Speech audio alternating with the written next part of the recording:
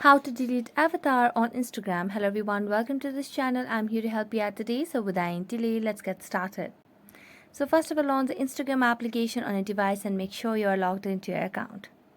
Now tap on your profile at the bottom right corner of the screen. This will lead you to your profile. So what you can simply do over here is tap on edit profile option. So as you tap on edit profile, simply tap on change profile picture at the top of the screen. Here you can see your profile picture and your avatar at the right side, so simply select on the avatar section. As you tap on avatar, you can see the option of delete avatar at the bottom of the screen, so just select on that. Select delete avatar from all profiles and just wait for a few seconds until it gets deleted, and there you go. So that's it. Thank you so much for watching this video, and if you enjoyed watching it, don't forget to like, subscribe and hit the bell notifications. See you next time.